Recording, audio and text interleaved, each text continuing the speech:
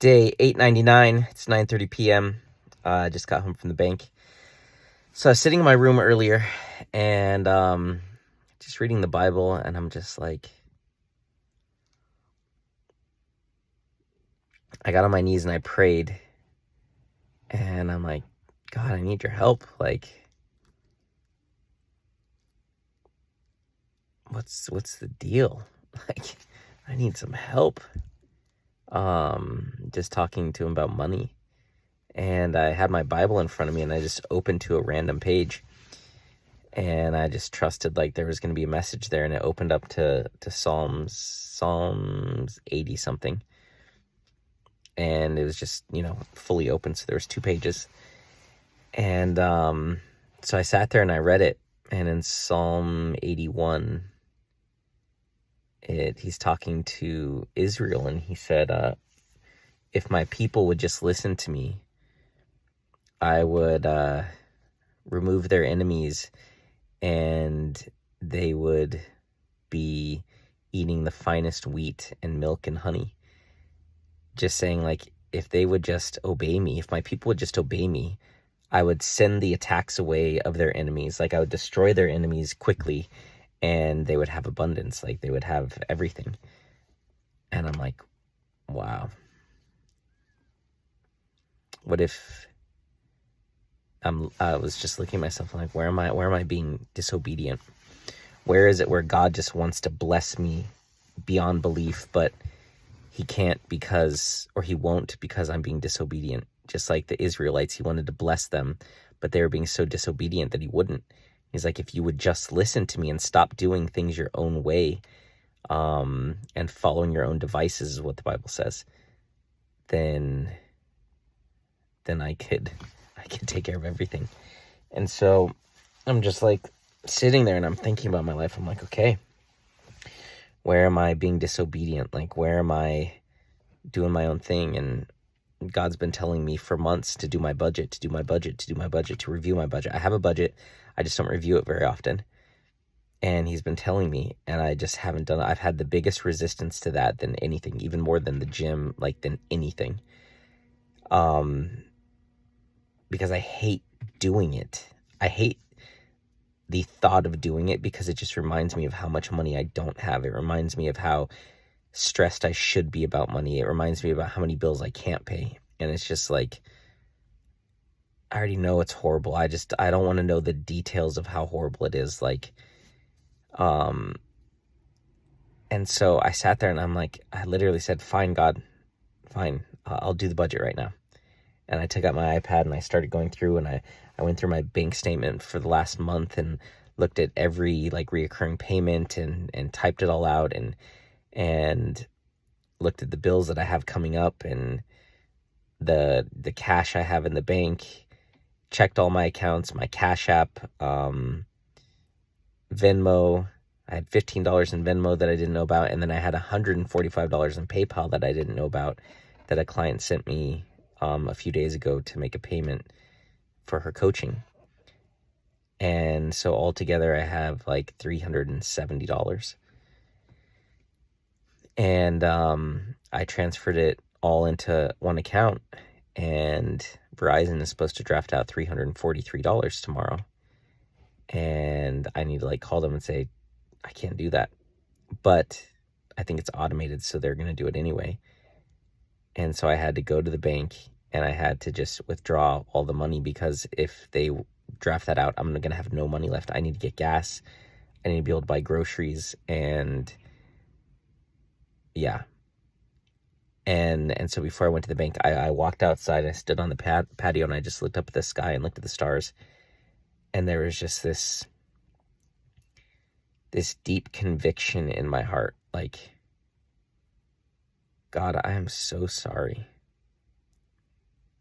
Like, I have not been a good steward of my finances. I have not been a good steward of the financial blessings that you sent me. I've done such a bad job. I've done such a poor job of managing the money that you've given me and the blessings that you've given me. And it's not okay. And I felt so sorry. I just felt like so ashamed and just like really apologetic, like genuinely like, wow, God, I'm so sorry. You've given me chance after chance after chance. And like, I don't go blow the money. Like, I don't go buy extravagant things ever. I never go out to eat, really. Like, I'll go buy coffee somewhere, but I don't spend money on anything. I just pay bills. Like, that's it. I don't really, that's it. Bills and groceries. Like, that's what I spend money on, period. Like, that's it. And so it's not that I like just go and I'm careless with my money. It's just that I don't manage it. I don't steward it. And as I'm standing there, and I'm just literally standing on my patio or on my porch, just having a conversation with God, just talking to him and really apologizing, asking for forgiveness, because I can see how it doesn't work. And that Bible verse just said, if you would just listen to me and do it my way, your life would be so much easier. You would have blessings. You would have the finest wheat. You would have milk and honey. Your enemies would be pushed away from you effortlessly. Like, I could do so much for you if you would just listen to me. Just listen to me. And I'm standing there, and I'm just like, and I remember the story of the talents. And Jesus told this parable of, there was this wealthy person. He had 3 servants, and he was going away. And so he gave them each talents, and a talent was like a year's worth of wages, I think. It was called a talent. And he had 3 servants, and he gave one of them like 10 talents, one of them 5, and one of them 2, I think. And he went away for a year, 2 years, I don't know how long it was. But when he came back, he went to all of his servants, and the servant who had 10 talents multiplied it into 20. And he was like, well done, my good and faithful servant. And then the one who had 5 talents went out and turned it into 10.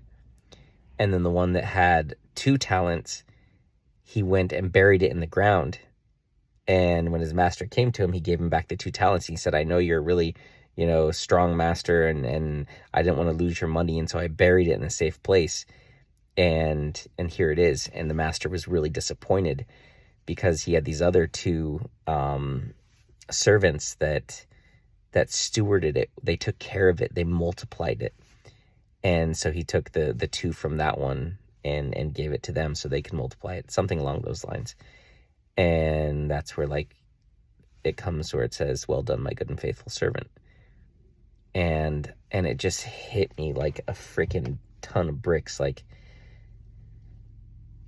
Chris, yeah, you haven't been blowing your money. You haven't been irresponsible with your money. You just haven't been multiplying it. And the reality is, I've never learned how to multiply my money. I've never learned. It's never been a thing. It's always just make money, pay bills, and hopefully you have something left over. Make money, pay bills, hopefully you have something left over. No one has ever taught me how to multiply money. The reality is, not a single person really in my life has ever taught me anything about money. Like, not growing up, never talked about money. Only thing people talked about in my household was how much money we don't have and how we got this bill and that bill. But, like, no one ever taught me anything about money growing up. It was never a thing, ever. Just, that's it. So there's so little that I know. And so my mindset isn't even around multiplying money. It's just like surviving. Just like, can I just get enough to pay my bills? And hopefully, if I'm lucky, I'll have a little bit left over. It's such a horrible mindset for money, but it's what I know. It's what I grew up with. I didn't know any different. No one ever taught me any different. And that's what I would see. People would work hard, the money would come in, bills, and then very little left over. And that was just choo, choo, choo. And so the thought of multiplying your money is just like, and so I'm standing there and I'm like, God, I'm sorry, I haven't been a good steward. You've given me these clients, and I've taken the money, and it's just like I buried it. It's like I just kept it, and I kept it tight, and I kept it in my bank account until bills came, and then more bills came, and more bills came, and now I don't have anything left. It's been months and months and months, and now I don't have anything left. And I just buried the money in the ground, and I took out what was needed, but I didn't multiply it. I have not stewarded the money that you've given me, and I've screwed up. And it just hit me like, Chris, If you get one coaching client, that's $2,500. You could spend $200 on Facebook ads and Instagram ads and just run an ad talking about if you want to find your purpose. There's this 6-step process where you can find your purpose in 6 weeks, and it's an effortless process and it's powerful. And, click on the link here if you want to do a free purpose assessment. We'll jump on a Zoom call. I'll help you get clear on what's missing with your purpose, and then we can talk about purpose coaching. Like, I could spend $100 on a Facebook ad that goes out to thousands of people that see that. I could spend $200. I could spend $500 on a Facebook ad. And if it gets me one client, that's $2,500. I've 5 times my money. I've quintupled my money. I've multiplied my money.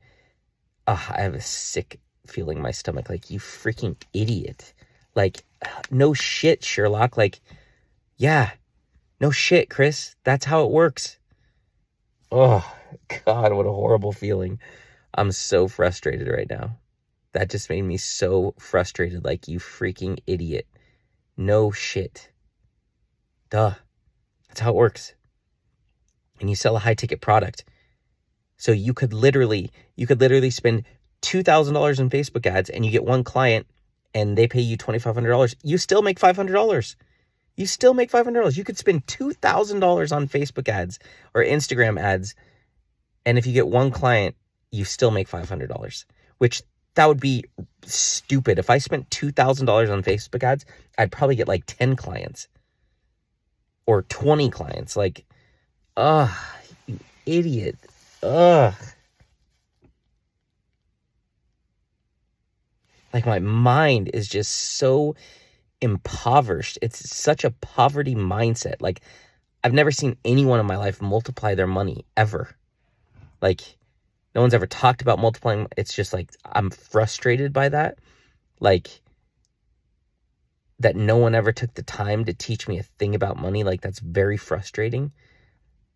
Like, the reality is like, growing up, I just learned by watching everyone, because no one really took the time to teach me anything ever. It was just like, now they provided, they loved me, and I learned from that, and that's amazing. And I learned from watching, but no one ever like pulled me aside and say, hey, let me teach you about life. Let me teach you about this. Let me teach you about that. Let me teach you about, this is how money works. This is how credit cards work. This is how interest works. This is how taxes work. Like, this is how this works. This is how that works. And I never learned. And so here I am. I'm a 35-year-old stupid kid still that's irresponsible, that can't pay his freaking bills, that's behind on his payments, that's in debt. And it's just frustrating. It's just like, God, I have all the potential in the world. I'm so freaking smart. God has blessed me where I'm so freaking smart.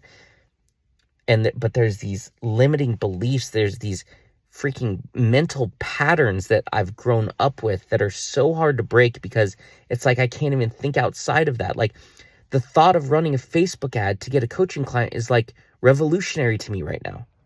The thought of multiplying my money, the thought of taking $500 and putting it into a Facebook ad to get one client, which if I put $500 into a freaking Facebook ad, I could probably get like 3 to 5 clients. Like, that's $10,000 to $20,000. Like,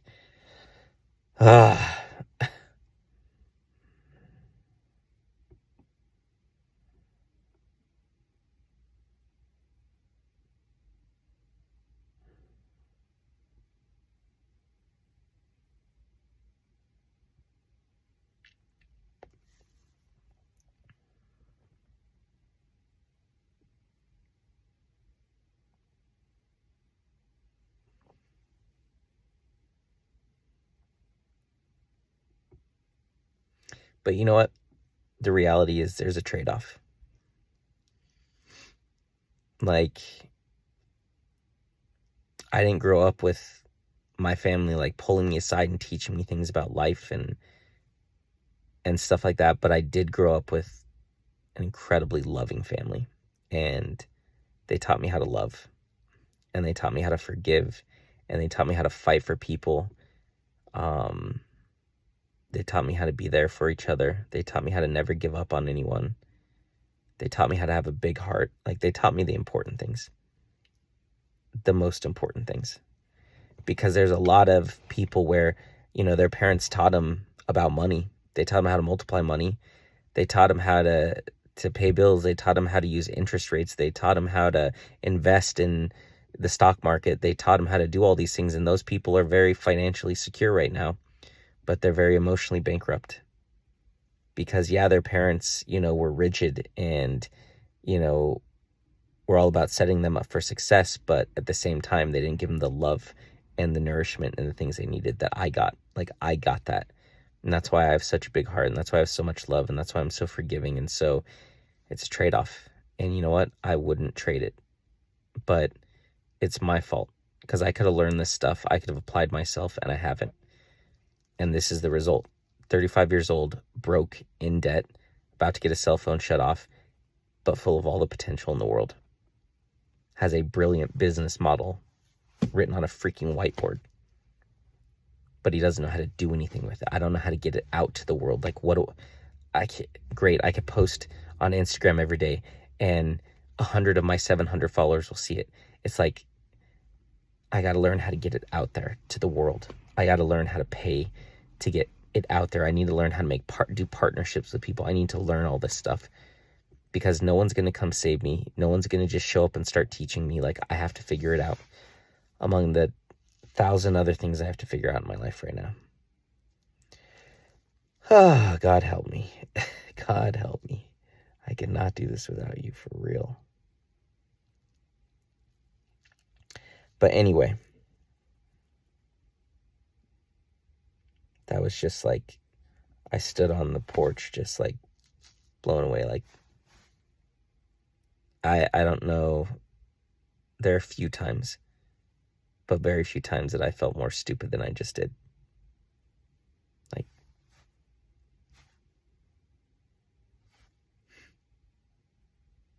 Like you're not selling a $50 product, so you can spend hundreds of dollars to get one client.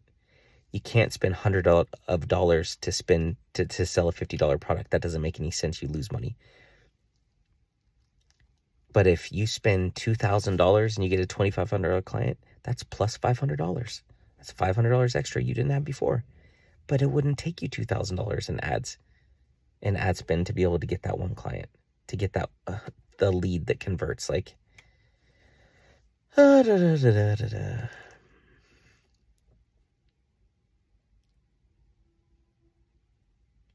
So I've been a horrible steward of my money.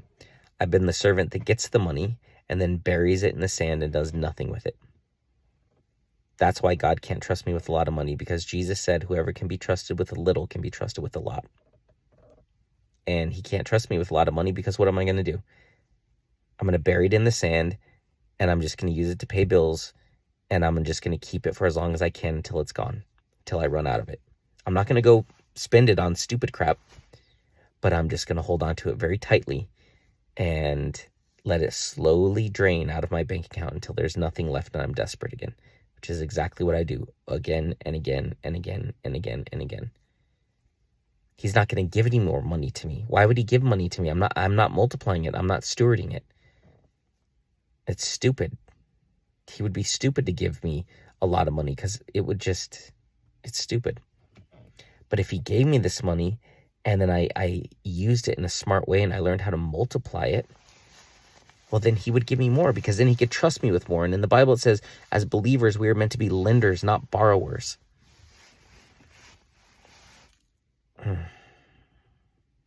So frustrating. So frustrating. But also so exciting at the same time, because it means that I can get out of this shithole of a financial situation that I'm in. It's going to take some time and some energy and some effort and some cleaning up. My whole financial situation is such a mess on every level. It's just horrible, and it's overwhelming, and it's scary, and it gives me anxiety. But I can get out of it. I'm going to get out of it.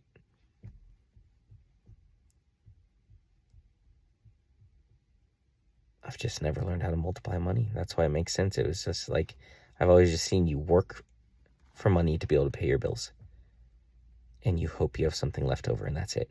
I never saw like, hey, when you have something left over, Now, if you have $100 left over, well, how do you multiply that? How do you turn it into 125? How do you turn it into 200? How do you do this? How do you do that? It was like, I've just never seen an example of that. And my parents have probably never seen an example of it themselves, so how would they even know? Like, it's a generational thing. Like, this is where generational curses, like, come in, where it's not necessarily their curses, but their generational mindsets, and a mindset can be a curse.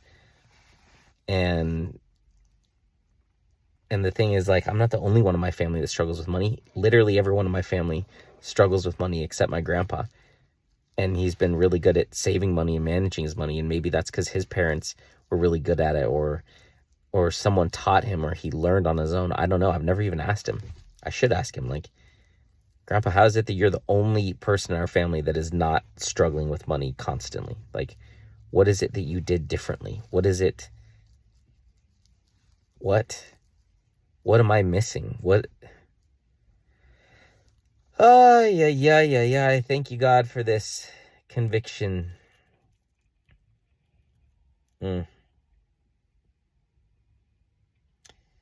Yeah, that's painful but liberating.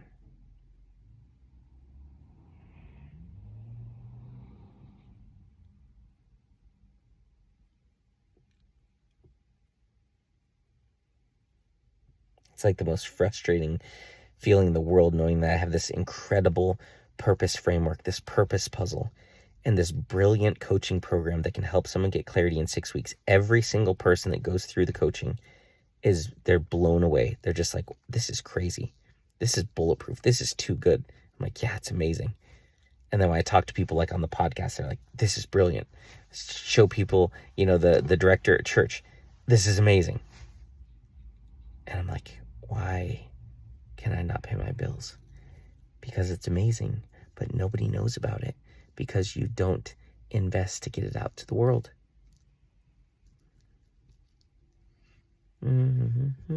So, I need to go get some fresh air.